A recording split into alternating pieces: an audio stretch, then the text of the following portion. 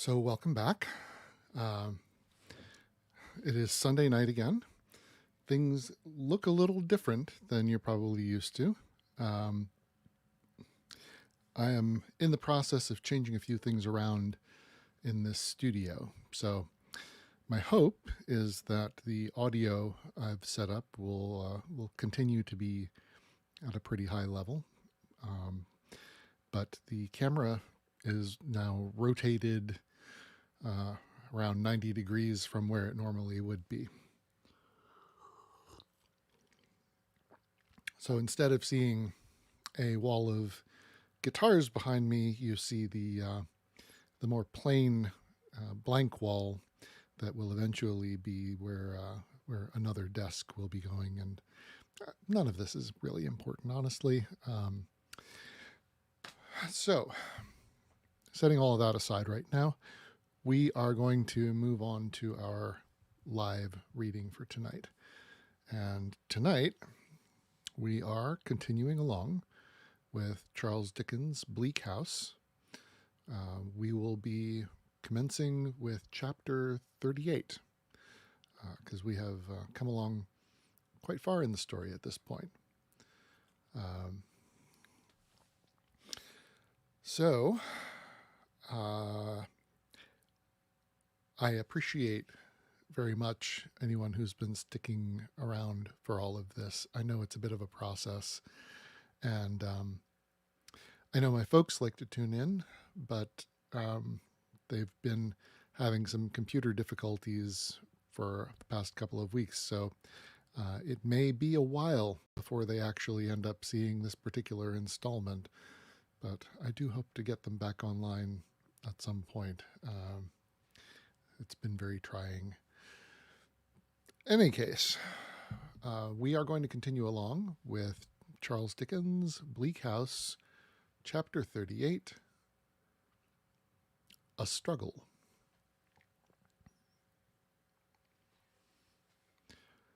When our time for returning to Bleak House again... Started off with an error. When our time came for returning to Bleak House again, we were punctual to the day, and were received with an overpowering welcome. I was perfectly restored to health and strength, and finding my housekeeping keys laid ready for me in my room, rang myself in as if I had been a new year with a merry little peal. "Once more, duty, duty, Esther," said I. "And if you are not overjoyed to do it, more than cheerfully and contentedly, through anything and everything, you ought to be. That's all I have to say to you, my dear." The first few mornings were mornings of so much bustle and business, devoted to such settlements of accounts, such repeated journeys to and fro between the growlery and all other parts of the house, so many rearrangements of drawers and presses, and such a general new beginning altogether, that I had not a moment's leisure. But when these arrangements were completed, and everything was in order, I paid a visit of a few hours to London, which something in the letter I had destroyed at Chesney Wold had induced me to decide upon in my own mind. I made Caddy Jellyby — her maiden name was so natural to me that I always called her by it — the pretext for this visit, and wrote her a note previously asking the favour of her company on a little business expedition. Leaving home very early in the morning, I got to London by stagecoach, in such good time that I got to Newman Street with the day before me. Pardon me one moment.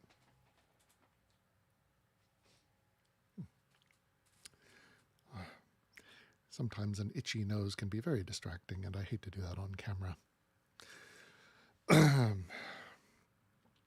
But I digress. Caddy, who had not seen me since her wedding day, was so glad and so affectionate that I was half inclined to fear I should make her husband jealous. But he was, in his way, just as bad — I mean, as good. And in short, it was the old story, and nobody would leave me any possibility of doing anything meritorious. The elder Mr. Turveydrop was in bed, I found, and Caddy was milling his chocolate, which a melancholy little boy who was an apprentice, it seemed such a curious thing to be apprenticed to the trade of dancing, was waiting to carry upstairs. Her father-in-law was extremely kind and considerate, Caddy told me, and they lived most happily together. When she spoke of their living together, she meant that the old gentleman had all the good things and all the good lodging, while she and her husband had what they could get, and were poked into 2 corner rooms over the mews. Pity's sake. Really too much, I should think. You're all very patient with all of this. I appreciate your forbearance, faceless internet. And if you are someone whom I know by face, I appreciate you even more.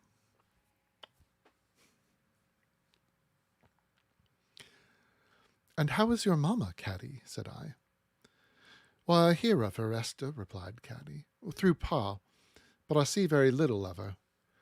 We're good friends, I'm glad to say, but Ma thinks there's something absurd in my having married a dancing master, and she is rather afraid of its extending to her."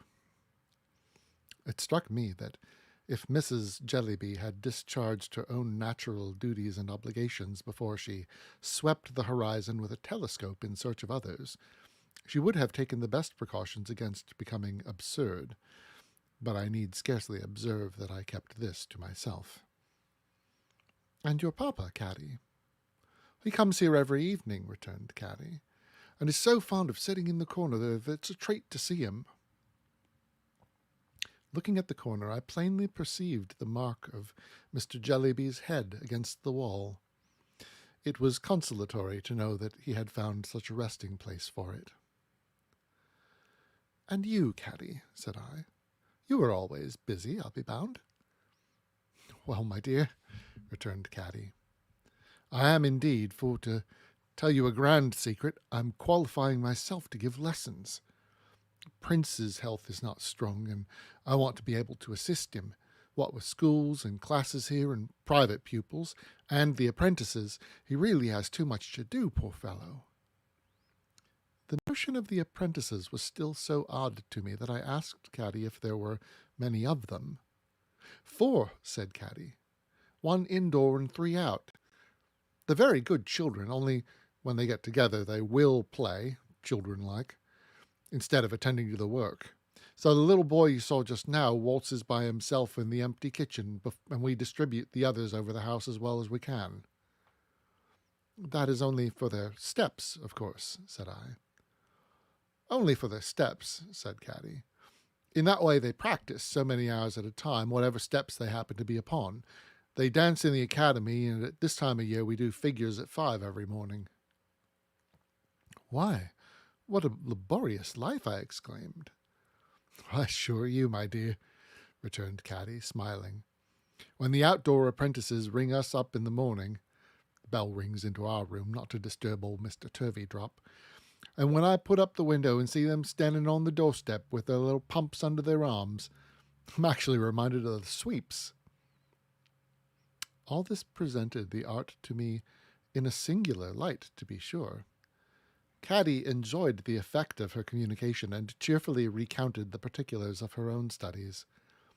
"You see, my dear, to save expense I ought to know something of the piano, and I ought to know something of the kit too, and consequently I have to practice those 2 instruments as well as the details of our profession. If Ma had been like anybody else, I might have had some little musical knowledge to begin upon. However, I hadn't any, and that part of the work is at first a little discouraging, I must allow, but I have a very good ear, and I'm used to drudgery. I have to thank Ma for that, at all events. And where there's a will, there's a way, you know, Esther, the world over." Saying these words, Caddy laughingly sat down at a little jingling square piano and really rattled off a quadrille with great spirit. Then she good-humouredly and blushingly got up again, and while she still laughed herself, said, "Don't laugh at me, please. That's a dear girl." I would sooner have cried, but I did neither. I encouraged her and praised her with all my heart, for I conscientiously believed, dancing master's wife though she was, and dancing mistress though in her limited ambition she aspired to be, she had struck out a natural, wholesome, loving course of industry and perseverance that was quite as good as a mission. "My dear," said Caddy, delighted, "you can't think how you cheer me. I shall owe you don't know how much. What changes, Esther, even in my small world. You recollect that first night when I was so unpolite and inky. Who would have thought then of my ever teaching people to dance, of all other possibilities and impossibilities?" Her husband, who had left us while we had this chat, now coming back, preparatory to exercising the apprentices in the ballroom, Caddy informed me she was quite at my disposal. But it was not my time yet, I was glad to tell her, for I should have been vexed to take her away then. Therefore we three adjourned to the apprentices together, and I made one in the dance. The apprentices were the queerest little people. Besides the melancholy boy, who I hoped had not been made so by waltzing alone in the empty kitchen, there were two other boys and one dirty little limp girl in a gauzy dress. Such a precocious little girl with such a dowdy bonnet on, that too of gauzy texture, who brought her sandaled shoes in an old threadbare velvet reticule. Such mean little boys, when they were not dancing, with string and marbles and cramped bones in their pocket, and the most untidy legs and feet, and heels particularly. I asked Caddy what had made their parents choose this profession for them. Caddy said she didn't know. Perhaps they were designed for teachers, perhaps for the stage. They were all people in humble circumstances, and the melancholy boy's mother kept a ginger beer shop. We danced for an hour, with great gravity, the melancholy child doing wonders with his lower extremities, in which there appeared to be some sense of enjoyment, though it never rose above his waist. Caddy, while she was observant of her husband and was evidently founded upon him, had acquired a grace and self-possession of her own, which, united to her pretty face and figure, was uncommonly agreeable. She already relieved him of much of the instruction of these young people, and he seldom interfered except to walk his part in the figure if he had anything to do in it. He always played the tune. The affectation of the gauzy child and her condescension to the boys was a sight, and thus we danced an hour by the clock. When the practice was concluded, Caddy's husband made himself ready to go out of town to a school, and Caddy ran away to get ready to go out with me.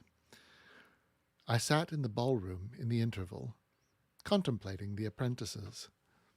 The two outdoor boys went upon the staircase to put on their half-boots and pull the indoor boy's hair, as I judged from the nature of his objections. Returning with their jackets buttoned and their pumps stuck in them, they then produced packets of cold bread and meat, and bivouacked under a painted lyre on the wall. The little gauzy child, having whisked her sandals into the reticule and put on a trodden down... Excuse me. I'm so sorry. Oh, don't know where that came from. Challenging read tonight, apparently. The little gauzy child, having whisked her sandals into the reticule and put on a trodden-down pair of shoes, shook her head into the dowdy bonnet at one shake, and answering my inquiry whether she liked dancing by replying, "Not with boys," tied it across her chin, and went home, contemptuous. "Old Mr. Turveydrop is so sorry," said Caddy, "that he has not finished dressing yet, and cannot have the pleasure of seeing you before you go. You're such a favourite of his, Esther." I expressed myself much obliged to him, but did not think it necessary to add that I readily dispensed with this attention.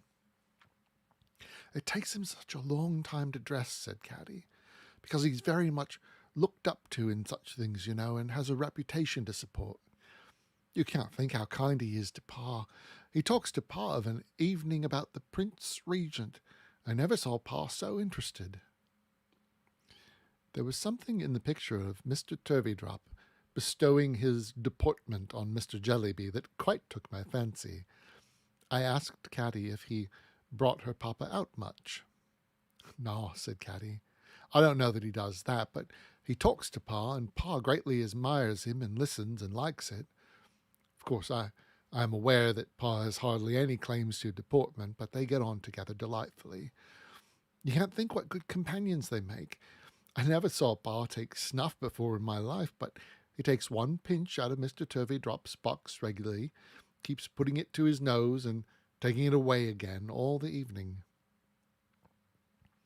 That old Mr. Turveydrop should ever, in the chances and changes of life, have come to the rescue of Mr. Jellyby from Africa appeared to me to be one of the pleasantest of oddities.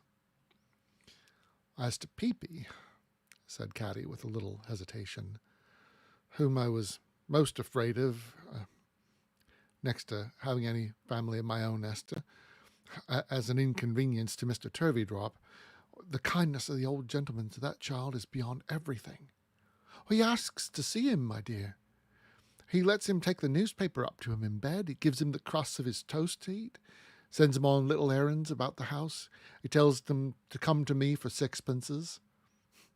In short," said Caddy cheerily, "and not to prose, I'm a very fortunate girl and ought to be very grateful. Where are we going, Esther?" "To the Old Street Road," said I, "where I have a few words to say to the solicitor's clerk, who was sent to meet me at the coach office on the very day when I came to London and first saw you, my dear. Now I think of it, the gentleman who brought us to your house." "Well, then, indeed, I seem to be naturally the person to go with you," returned Caddy. To the Old Street Road we went, and there inquired at Mrs. Guppy's residence for Mrs. Guppy. Mrs. Guppy, occupying the parlours and having indeed been visibly in danger of cracking herself like a nut in the front parlour door by peeping out before she was asked for, immediately presented herself and requested us to walk in. She was an old lady in a large cap, with rather a red nose and rather an unsteady eye, but smiling all over. Her close little sitting-room was prepared for a visit, and there was a portrait of her son in it, which I had almost written here was more like than life. It insisted upon him with such obstinacy, and was so determined not to let him off. Not only was the portrait there, but we found the original there too. He was dressed in a great many colours, and was discovered at a table reading law papers with his forefinger to his forehead. "Miss Summerson," said Mr. Guppy, rising, "this is indeed an oasis. Mother, will you be so good as to put a chair for the other lady, and get out of the gangway?" Mrs. Guppy, whose incessant smiling gave her quite a waggish appearance, did as her son requested, and then sat down in a corner, holding her pocket-handkerchief to her chest like a fomentation with both hands. I presented Caddy, and Mr. Guppy said that any friend of mine was more than welcome. I then proceeded to the object of my visit. "I took the liberty of sending you a note, sir," said I. Mr. Guppy acknowledged the receipt by taking it out of his breast-pocket, putting it to his lips, and returning it to his pocket with a bow. Mr. Guppy's mother was so diverted that she rolled her head as she smiled, and made a silent appeal to Caddy with her elbow. "Could I speak to you alone for a moment?" said I. Anything like the jocoseness of Mr. Guppy's mother just now I think I never saw. She made no sound of laughter, but she rolled her head and shook it and put her handkerchief to her mouth and appealed to Caddy with her elbow and her hand and her shoulder, and was so unspeakably entertained altogether that it was with some difficulty she could marshal Caddy through the little folding door into her bedroom adjoining. "Miss Summerson," said Mr. Guppy, "you will excuse the waywardness of a parent ever mindful of a son's happiness. My mother, though highly exasperating to the feelings, is actuated by maternal dictates."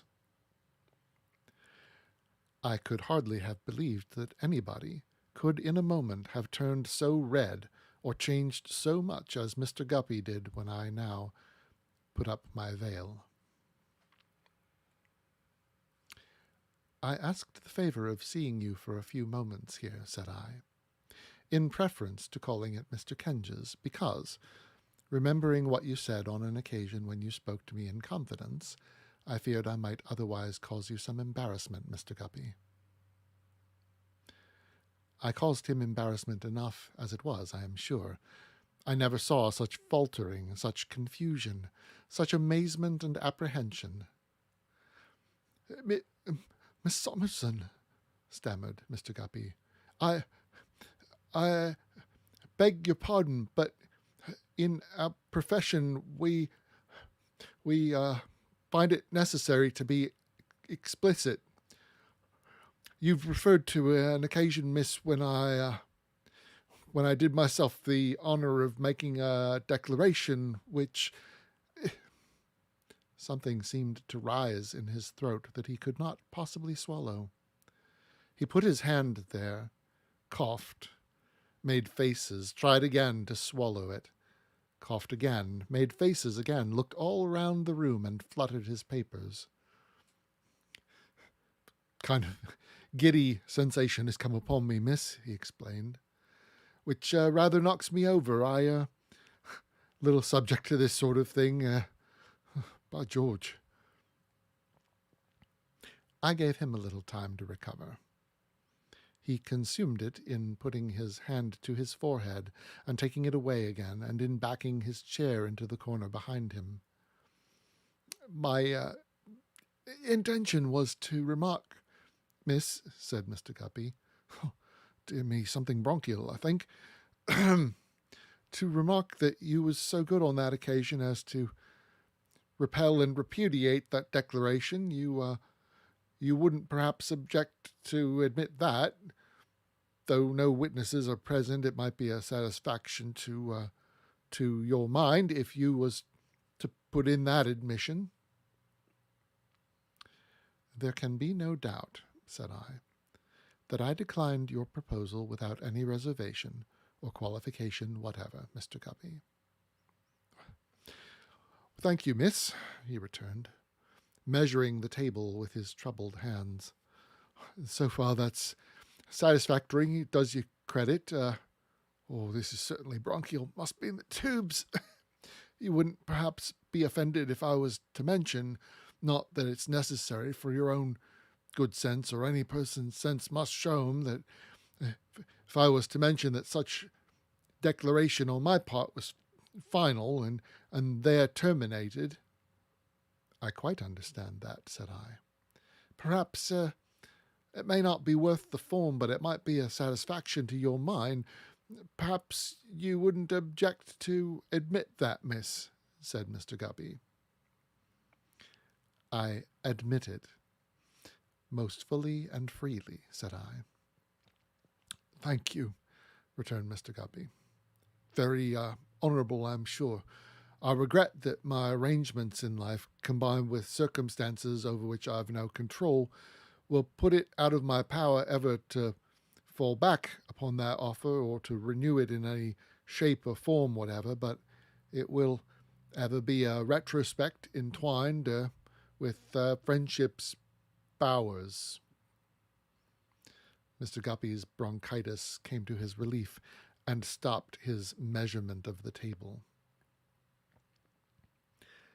"I may now perhaps mention what I wished to say to you," I began.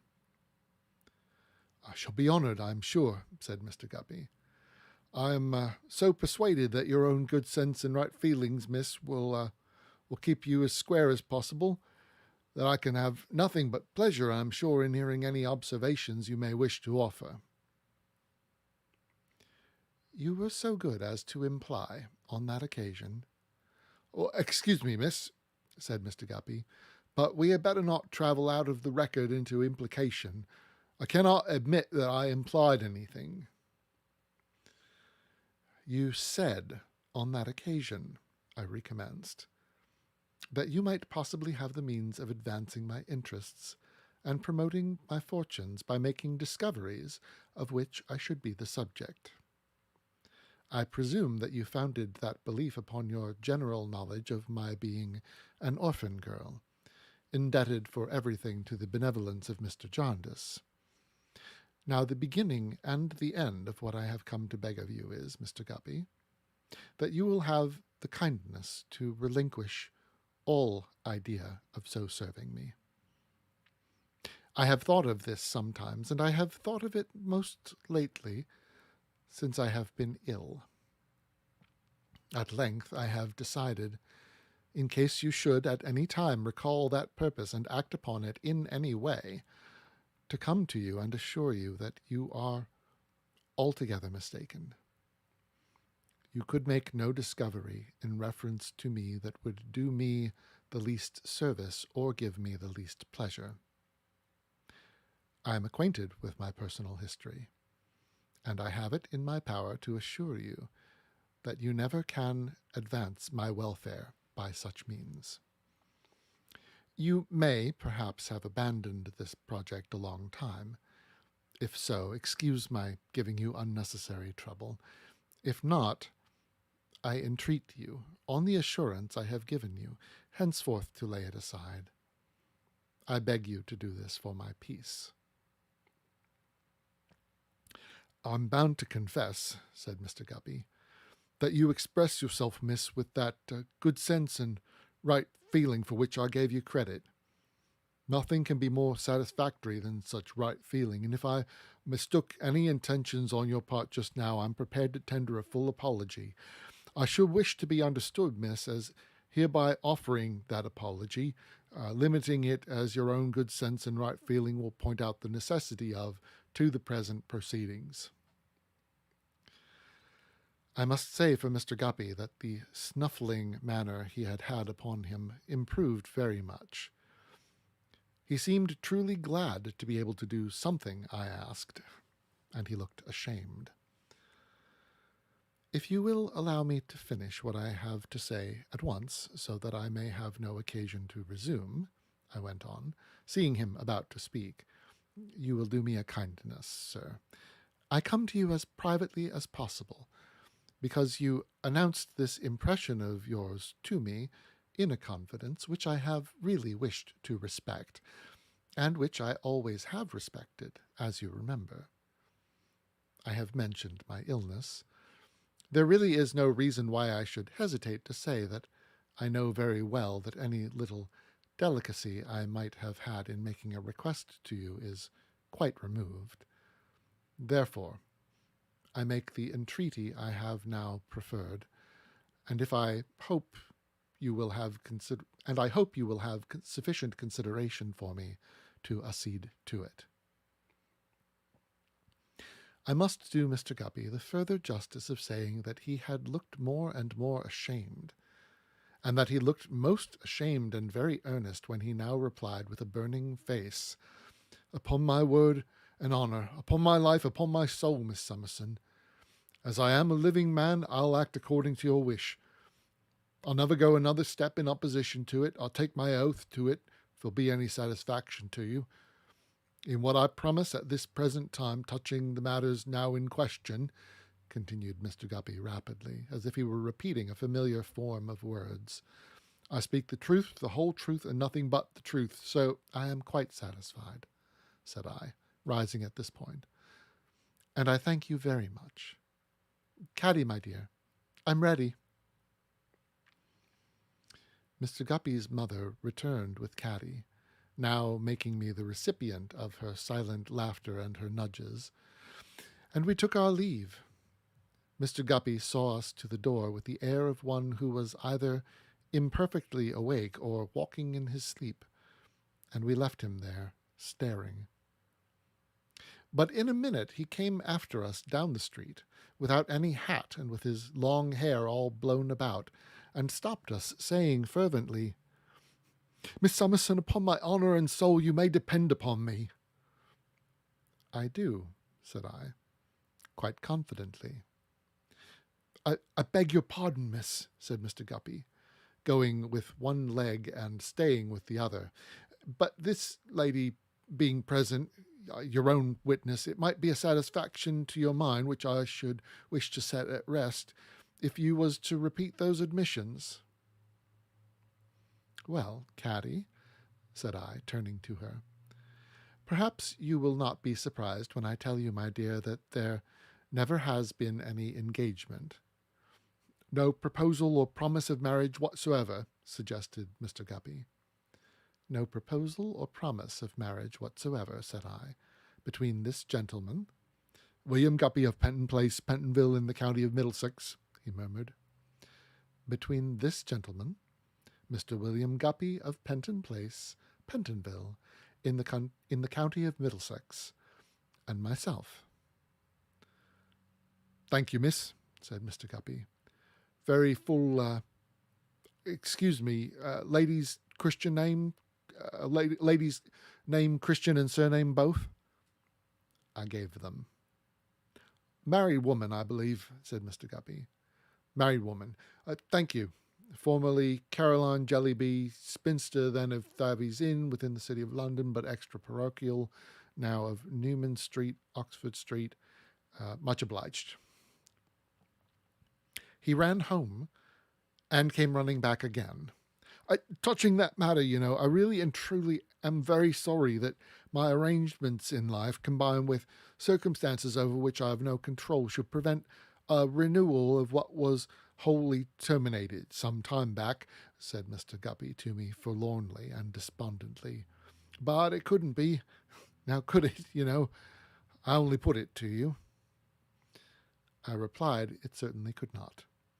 The subject did not admit of a doubt.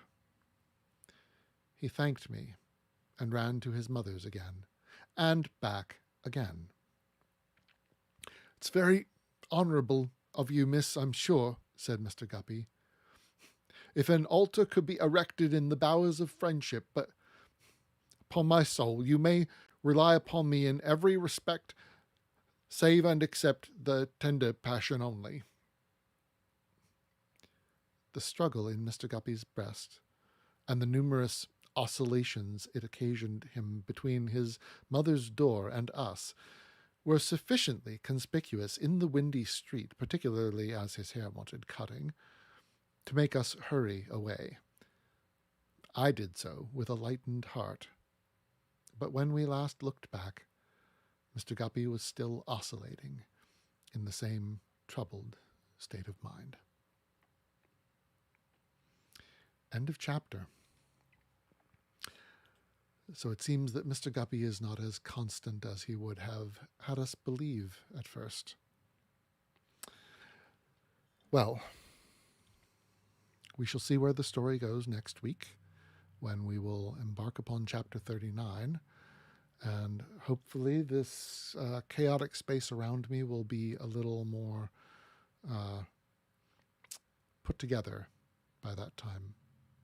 So, in the meanwhile, I hope you will all be well. Have a good week, and we will see each other next time. Cheers.